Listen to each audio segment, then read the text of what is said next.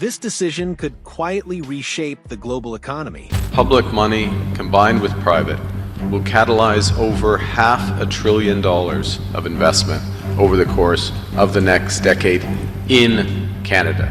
We're not sending the money to the United States. We're investing it here in Canada. But almost no one is paying attention to what it actually means.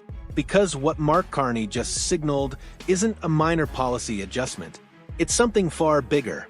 For decades, Canada followed a simple formula: stay close to the United States, trade deeply, grow together. And for a long time, it worked almost flawlessly. Until now, because suddenly hundreds of billions of dollars are being redirected, not south, but inward. And that raises an uncomfortable question. Why would Canada pull back from its strongest ally at this scale? At first glance, it looks like routine diversification, a sensible hedge, nothing dramatic. But the real reason behind this shift is far more strategic than it appears. For years, the Canada-U.S. relationship seemed unshakable. Shared borders, shared defense, shared industries, everything tightly connected. But that entire system relied on one critical condition: stability, predictability. And the moment that predictability began to erode, everything else started to change. Policies in Washington became harder to anticipate. Trade tensions quietly increased. Decisions carried more pressure than partnership. And that's when the first cracks appeared.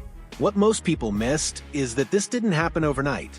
It built slowly, quietly, until one realization became impossible to ignore.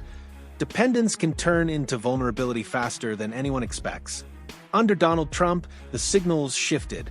Not always openly, but enough to create uncertainty. And in global economics, uncertainty equals risk. Once risk enters the equation, countries don't wait, they adapt. Regions like Nova Scotia, heavily tied to U.S. trade, felt that pressure early. The concerns weren't loud, but they were constant. And over time, that consistency hardened into resolve. Canada didn't just make small adjustments. It began redesigning its entire economic model. Instead of leaning on one dominant partner, it started building multiple pathways, new trade agreements across continents, partnerships forming faster than expected, and doors opening to markets that once seemed politically complicated. Here's the part most people underestimate. The United States is no longer the center of Canada's strategy. It's becoming one piece of a much larger system. And that matters, because when a country stops depending on a single partner, it doesn't just reduce risk, it gains leverage. But this goes beyond trade deals. The shift is happening inside Canada as well. Massive investment is pouring into domestic industries, advanced manufacturing, AI, defense, critical minerals, everything being built at home. There's a hidden logic here. When you produce internally, you control supply, you control pricing, and most importantly, you control your future. For years, a significant share of Canada's economic value flowed outward into foreign supply chains.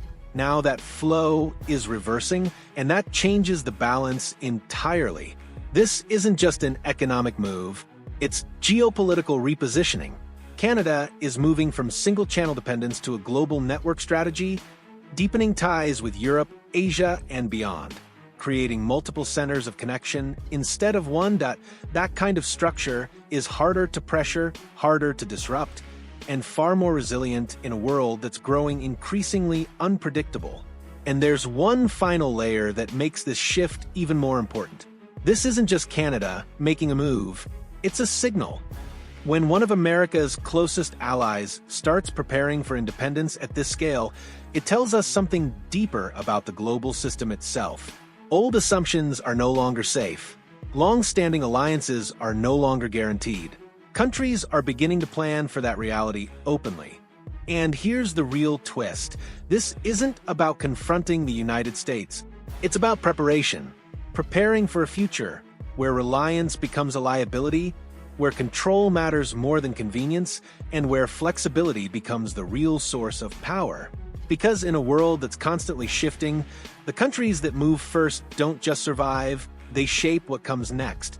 And right now, Canada is positioning itself to be one of them.